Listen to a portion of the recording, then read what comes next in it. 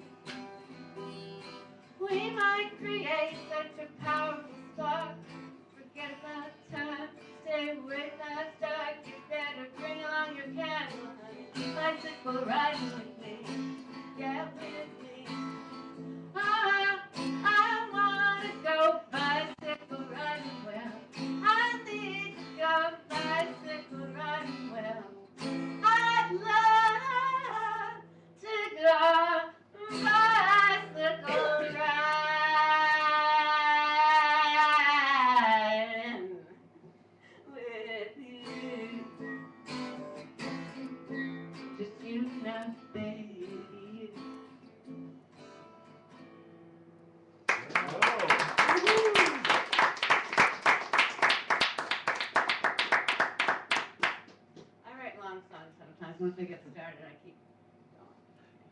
All right.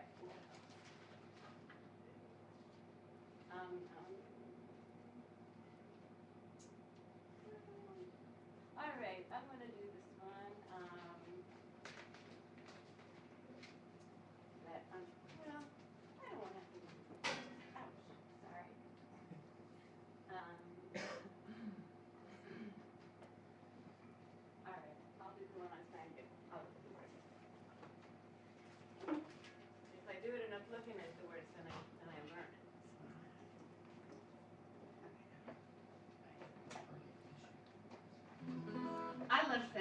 Francisco, and I left it and come back, you know. Anyhow, this was one time I was leaving it really against my will. I was married at the time, and my ex needed to go somewhere for a job, and I didn't really. So I wrote this song to try to help convince myself that I was happy about leaving. And it's called San Francisco Complaint.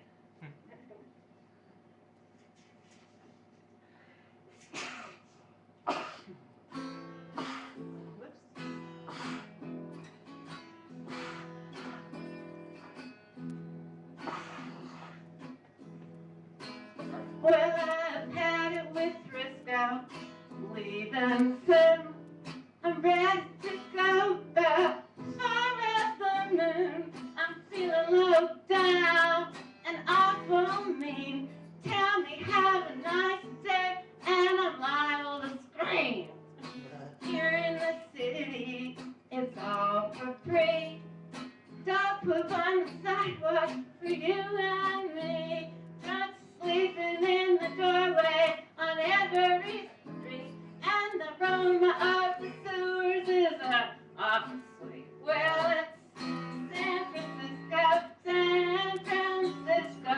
I think it's time to blow this San Francisco, San Francisco, where the fall makes you feel so slow. Well, if you've had enough of trying to park that car, or else you find it gone, 'cause the thieves have been there, or if you find your windshield bashed right out, your no stereo's gone, and you're ready to pout. Here in San Francisco, just to survive, you put your nose to the grindstone from 9 to 5. You pay all your money for that rent, then it's off to the poorhouse when it's all been spent. Here in San Francisco, you can count on the sky to be gray. In San Francisco, where the fog drifts every day. So if you're waiting for a bus and it's 2 hours late, it's just probably been hijacked to another state. If it finally comes, you'll be surprised at the wild kind of show right before your eyes. The rents are so high, folks living apart. You'll be heading there soon when it gets dark. But watch out for the mayor and his police. They'll sneak up on you in your dreaming peaks. In San Francisco, I know it's time to blow this San Francisco, the fog makes you feel so slow. Well, you'll never be lonely, you needn't fear. Friendly strangers look to greet you, spare changing for beer. I'm feeling in a mood of no restraint. This is a San Francisco complaint. I said it is a San Francisco complaint. Praise it ain't, it is a San Francisco complaint.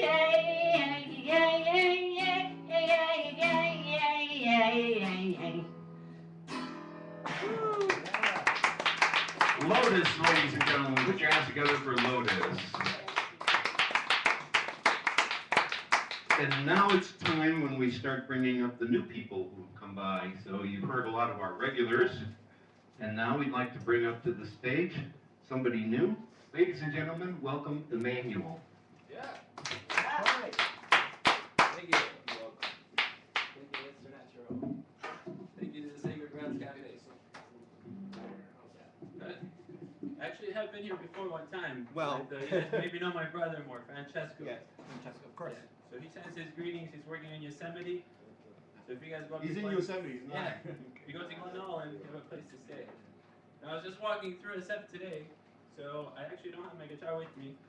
Wondering if there's a nylon string I could borrow? No, not nylon. Oh, you're not a stand-up comedian? Or I can share with you guys a poetry, but I don't know if it's okay to share words today. Yes. Yes? All right. So these are words that I've only been shared with a couple of people. So I'm really happy to be sharing them with you today. Sometimes, things to figure out being human. My brain tells me that when I write or see a word, it means something else than what it actually means. When I tell someone, for example, that the internet connection is not good, my brain tells me that the connection with that person is not good. If someone else mentioned that the connection to the internet is not good, my brain tells me that the connection to the whole is not good. If I hear the word whole, my brain hears whole, and I become paranoid about being butt raped. At other points in the day, I am quiet and serene, watching the scenery around me. The associations are perhaps the worst. At any one point, I am unable to tap into the feelings of other moments. So I will write them here as they show up. They are pretty much the same every day and very, very boring. When I write to the girl I love in English, my brain tells me that I am writing to my first long-term relationship back in 2004. When I see certain words, I think of certain girls. When I hear the word court, my brain tells me the sentence was about Courtney. When I hear the word California, my brain tells me there's something about Courtney, though mellower than years back. When I talk, I hear my voice come out differently than what I thought it would sound. Near lunchtime each day, when I speak, my brain tells me that I am my sister, Florencia. At other points, my brain tells me I am my brother-in-law, Billy. My brain tells me that I am feeling the same emotions they are feeling, that I am going through things they have gone through. At times, my brain listens very well to others. Suddenly it stops and cannot follow what is being said, though my head nods. At times I cover my entire body in arnica essential oil and I'm calm enough to write down things like this. At times, when I'm excited about what someone does creatively, my mind tells me that I want to sleep with them, that I must sleep with them, that it is my only reason for existence. Oh, a terrible one. At times, many times, whenever I look at my own drawings or creation, my brain tells me that I must interpret that and apply it into the interpersonal relationships I'm having at present. Sometimes my left ear goes doo, and my perception changes immediately, and my brain tells me something has gone terribly wrong somewhere. Death. Sometimes my brain tells me I'm about to die today. Sometimes when I pick up a knife, my brain tells me I will do something terrible with it. Sometimes when I walk into or through spaces, my brain tells me I am walking through the spirits of those that were there before me, and that I might just see them, or that I am carrying out actions they have carried out before. Sometimes my brain tells me I have to prove a girl I dated 5 years ago wrong. Sometimes my left hand gets stuck in a blessing position. Sometimes I take naps and get my sleeping bag ready in a very cozy manner, like I am building a dream castle. Sometimes when I drink a cup of tea, I feel great. Every time my brain tells me it will make me feel crap and disconnected afterwards. Sometimes when people inspire me and help me along the way on the road of life, my brain tells me I forgot to say hello. Sometimes, every time, my brain manages to shoot down my entire day, to unravel it, to destroy it, to tell me that everything I did was worthless. Sometimes, every time, I do not like that feeling. Sometimes, when depressions come to get me, I tell it, go ahead, depress a little more. And I do this until depression's thumb gets tired. Sometimes when I be outside at nighttime, I feel like a horse, free to look at the clouds and stand my ground while pain.